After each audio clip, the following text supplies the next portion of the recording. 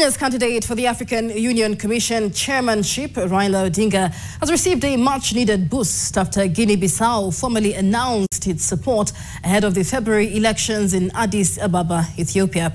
During a state visit to Nairobi by President Umaro Sissoco Embalo of Guinea-Bissau, President William Ruto urged the head of state to advocate for Raila's candidacy in other West African nations. NTV's Laban Shaban reports.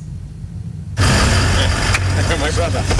A 21-gun salute was fired in honor of Guinea-Bissau President Umaro Sissoco Embalo during his state visit to the State House in Nairobi. The two heads of state presided over the signing of bilateral agreements between the two countries on trade. During the visit, Guinea-Bissau formally endorsed Kenya's candidate Raila Odinga in the upcoming election for Africa Union Commission chairmanship.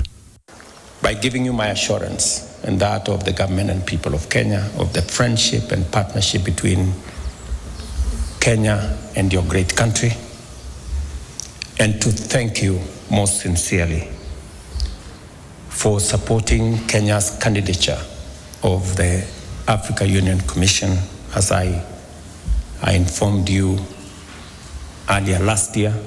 Ruto is hopeful that his Guinea-Bissau counterpart will champion Raila's cause in other West African nations, helping to garner more support as the AUC elections in February draw near.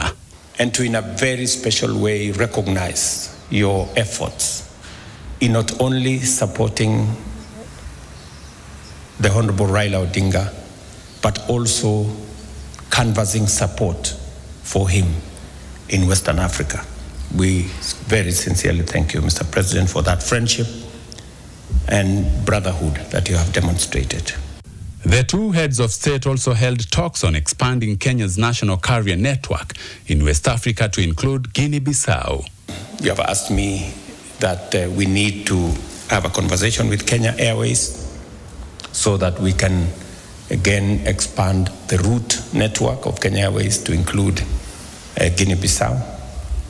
And I have undertaken that we will be having that conversation with the Ministry of Transport and Kenya Airways to see how we can create better connectivity to move people, to move ideas, to move goods between our countries, and to enhance communication between the West and East and between Kenya and Guinea-Bissau.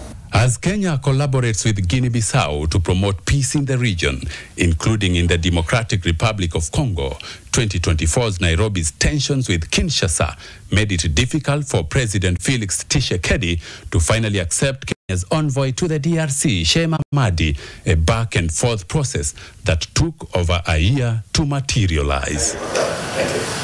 Laban Shaban, NTV. Well, report by